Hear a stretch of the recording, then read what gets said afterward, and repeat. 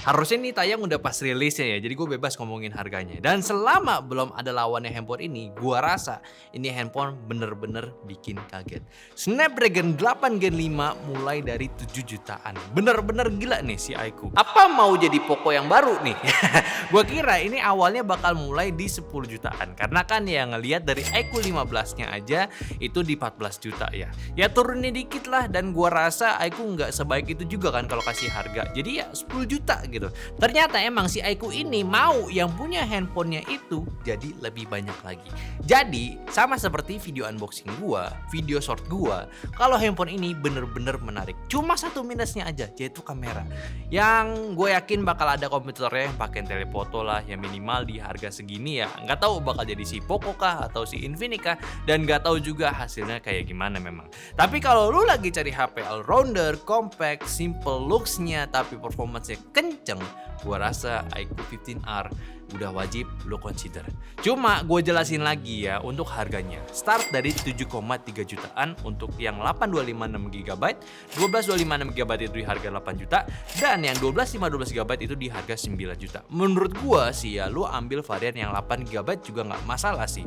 Masih aman buat digunain sekarang. Cuma memang kalau lu peduli banget sama storage-nya juga, ya mau nggak mau langsung lompat ke yang 9 juta. Yang harganya itu pahit banget, nambah 1,7 juta coy. Lagi-lagi harga RAM naik ya, naik level dikit udah pasti makin bikin pikir-pikir lagi lah. Belum lagi di harga segitu udah ada Poco F8 Pro, jadi mulai lagi lah mendang-mendingnya kan. Tapi terserah, pilihan ada di lu semua, lu yang punya duit. Intinya ya untuk iQOO 15R ini nggak rugi lah kalau dibeli. Apalagi untuk OS-nya udah original OS. Nanti kita bahas ya. Cuma sekarang ini yang bener-bener gue bisa appreciate dari handphone itu ya dari desainnya. Bener-bener slick banget. Bahkan desain kamera bump kayak gini juga kasih value simplicity, tapi ketika lu lebih lihat detailnya lagi, dalamnya itu berbeda dari bentukan kamera yang udah ada. Unik sih, iQOO bikin kayak begini. Ditambah hero colornya ini ngusung tema 8-bit silver ya, yang ngebentuk kotak-kotak catur gitu, tapi secara looksnya ini agak hiburan sedikit memang. Dan gak jelek lah ya, masih kerasa untuk DNA iQOO-nya ini tetap ada. Nice banget. Buat dimensinya pun memang gak tipis kayak yang baru-baru lagi ya, masih di kisaran 8mm tebalnya dengan bobot 200-an gram kecil lah ya, yang memang si iQOO ini tetap mau kasih kapasitas baterai yang gede di handphonenya.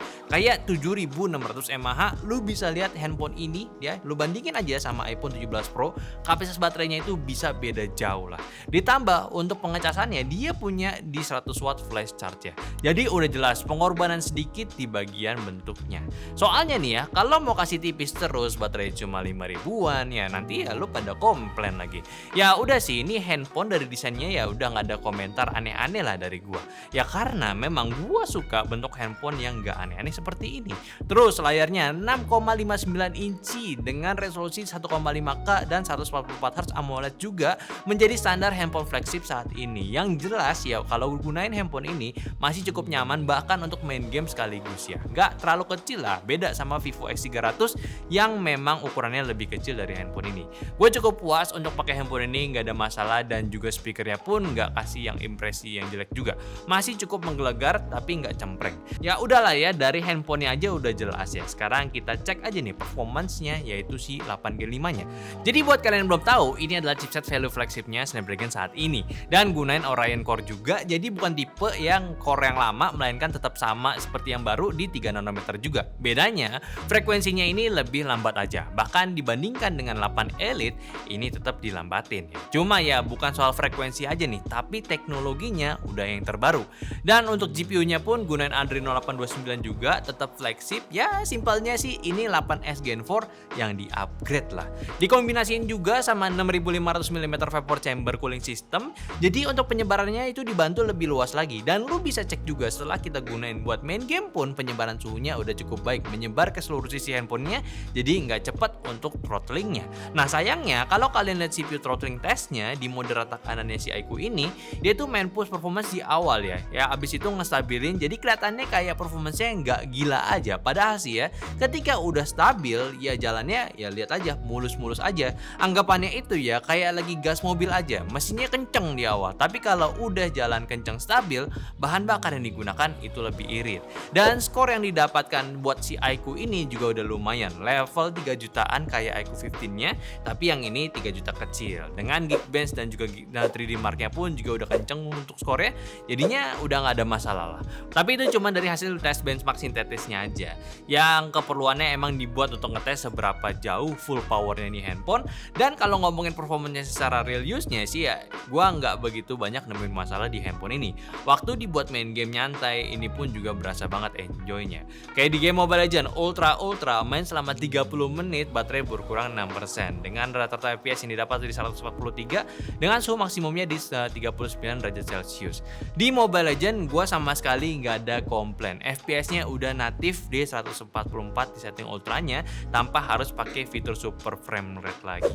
Dari segi konsumsi daya pun juga masih terbilang wajar, suhunya nggak ada masalah, handphonenya pun cuma berasa anget-anget dikit aja. Dan itu pun nggak terlalu ganggu selama gua main.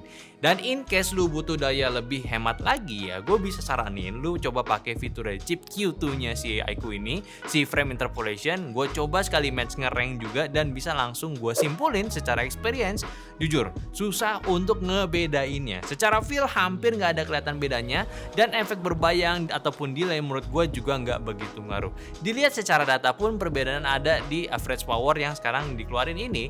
Totalnya kalau lu pakai fitur itu lu bisa lebih mengurangi pengeluaran daya yang kurang lebih sekitar di setengah watt lah. Di PUBG Mobile di settingan smooth ultra extreme main selama 30 menit baterai berkurang 6%. Dan rata-rata FPS ini dapat di 116 dan suhu tertingginya itu di 39 derajat Celcius. Kurang lebih sih ya, buat di game ini gue sangat-sangat enjoy. Dan sepanjang gue main, gue jarang bahkan ya hampir nggak ada sama sekali nemuin adanya frame drop ataupun FPS-nya nurun ke 100. Bahkan suhunya pun juga masih terbilang adem, konsumsi dayanya pun juga masih wajar-wajar aja. Lalu game Delta Force ya, smooth 110 FPS main selama 30 menit baterai berkurang 7%. Dengan rata-rata FPS yang didapat di 113 dan suhu tertingginya itu di 40 derajat Celcius. Overall gamenya itu berjalan mulus ya, hampir nggak kelihatan ada frame dropnya. Dan buat suhunya di sini pun udah berasa hangat di bagian depan layarnya. Dan bagian framenya cuma sedikit aja kerasanya, tapi kalau soal daya juga masih terbilang aman, masih bisa ditoleransi lah. Lalu untuk Genshin Impact di settingan high 60 FPS main selama 30 menit baterai berkurang 7% dengan rata-rata FPS yang dapat di 59 dengan suhu tertingginya itu di 40 derajat Celcius. Buat Genshin agak lumayan hangat sih ya di bagian depan dan belakangnya. Tapi impact ke gamenya sendiri ya ini nggak ada sebenarnya ya. Frame drop nggak kelihatan sama sekali, intinya sih lurus aja. Makan resource dayanya juga nggak terlalu gede ya, cuma 7% doang untuk setengah jam. Emang nggak gua setting grafik ke mentok rata kanan, tapi harusnya sih untuk gambaran besar performanya di sini udah kelihatan jelas lah. Dan gue udah cobain fitur lain dari si chip Q2-nya ini, Super Resolution. Gue coba pakai yang Extreme dan hasilnya kelihatan juga lah, resolusinya naik jadi 1,5K. Tapi pas di in-game-nya sendiri, jujur aja gue masih agak kurang suka soal optimalisasinya. Kayak misal pas gue pakai buat explore gitu, kerasa grafik itu masih agak-agak blurry ya. Dan motionnya pun juga masih belum kerasa begitu smooth ya. Masih ada frame yang berbayang, terutama di animasi pas ngedashnya. Ya di sini sih ya cuma bisa berharap lah sebagai user iQOO ya bakal cepet benerin deh fitur ini biar lebih optimal lagi. Gua senang sekarang udah makin banyak option gamenya yang bisa dipakai fitur-fitur dari chip tambahan. Tapi kalau hasilnya jadi kurang maksimal ya karena itu ya mending fokusin aja lah di beberapa gamenya dulu ya biar nggak macam-macam gitu.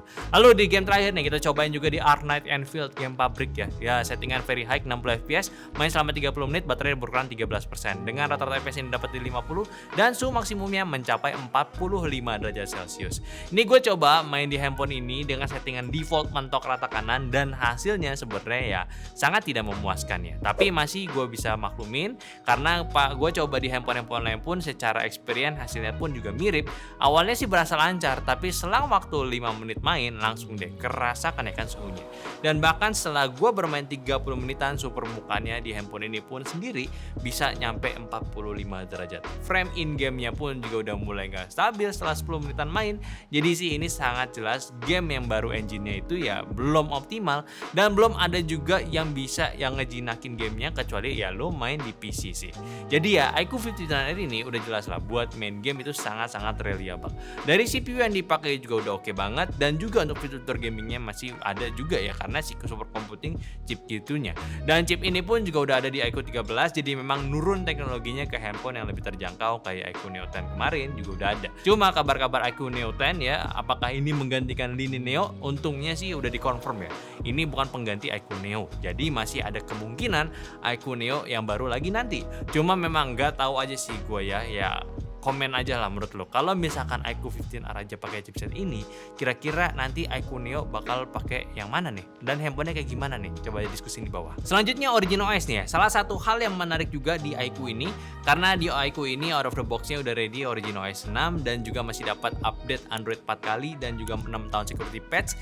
Jadi udah cukup aman, dan buat teman-teman yang mau cobain OS ini juga sangat-sangat udah aman sekali. Karena udah lebih friendly dibanding Vantos OS yang dulu dan nggak ngebingungin buat lu gunain di awal.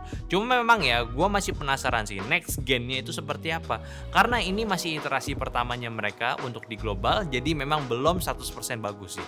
Tapi udah jauh lebih baik. Terus juga untuk utilitasnya di handphone ini pun udah oke, secara esensial lengkap, Wi-Fi, NFC, Bluetooth, sensor-sensornya juga, dan juga sekarang untuk fingerprintnya juga udah pakai yang ultrasonic, jadi udah lebih cepat juga buat nge-scan ya. Kalau untuk kameranya, yang punya dua setup kamera ini konfigurasinya itu di 50 megapiksel Sony LYT-700V dengan OIS, lalu ultrawide-nya di 8 megapiksel OmniVision ya. Serta buat kamera depannya dia punya di 32 megapiksel. Secara penggunaan, aplikasi kameranya udah mirip dengan varian flagship, bahkan juga dengan Vivo ya. Cuma untuk hasilnya jelas ini masih di bawahnya, tapi dengan catatan masih tergolong aman banget buat kalian gunakan untuk foto-foto. Malah sih ya, tergolong udah bagus ya. Ya dari dynamic range aja udah rapi, perpisahan area terang gelapnya masih ada info yang jelas juga. Detail objeknya juga masih ada, yang gua respect pun ya, juga untuk konsistensi kamera utama ke ultrawide-nya itu masih bisa dijaga. Jadi ya mungkin aja ya gue boleh lah bilang ini tuh ya mereka ngambil resep Vivo juga sih, tuningan Vivo V series mungkin ya ke handphone ini, jadi ya nice lah. Dan untuk videonya juga udah bisa rekam hingga 4K 60. Namun kalau lu anaknya suka vlog bolak-balik kamera gitu ya, lo bisa juga gunain Full HD 30-nya buat depan belakang kameranya, dan handphone ini pun juga bisa lah kasih tuningan video yang udah beres, tinggal pakai aja. Yang jadinya iQOO ini lagi-lagi keluarin handphone performance rasanya all rounder. HP yang terlihat kasual aja tapi punya nilai lebih di dalamnya. Jujur aja, gue sih nggak masalah kalau handphone ini nggak ada kamera tele. Tapi ya jadi suatu kekurangan juga sih untuk sebuah handphone yang udah masuk ranah premium phone ya. Karena lagi-lagi ya buat sekarang, apalagi emang eranya harga mahal, orang-orang kan pasti akan lebih consider untuk yang sebuah handphone yang udah sangat cocok lah buat dia. Tapi lengkap juga buat di segala aspeknya. Emang kelihatannya itu kayak ngaco nggak nyambung gitu ya, apalagi ngarep harga murah lagi ya. Cuma ya udah jelas begitu ya, karena di harga yang apa-apa semakin mahal, kalau bisa ya komplit aja dulu ya. Nah si iQOO 15R ini ya kekurangannya ada di situ, kameranya. Cuma kalau lu memang nggak bermasalah akan hal itu, iQOO 15R ini udah jelas HP yang wajib lu incar. Apalagi sebelum lebaran ini, lu bisa lah grinding game lama dengan bebas chargingnya, ngisi waktu sampai buka puasa nanti dengan aman. Chipsetnya masih flagship, handphonenya flagship, aman juga lah dari durabilitas yang dikasih udah oke. Udah nggak perlu khawatir, dan udah kasih jawaban juga sama mereka. Kalau misalkan lu ngerasa iQOO 15 itu kemahalan daripada brand lain, ya pakai ini aja, sama-sama bagus. Udah sih ya, jujur aja gue lagi senang banget sama progresnya iQOO saat ini. Yang mana gue nggak tahu lu setuju atau enggak, ya kalian bisa diskusin aja di bawah. Tapi kalau kalian mau beli langsung, yang mana ini udah rilis juga, lu bisa beli langsung barangnya si handphone ini di link di bawah. Lu cek aja YouTube Shopping kita ataupun deskripsi kita, siapa tahu udah dapat promo lebaran nanti, promo puasa ya.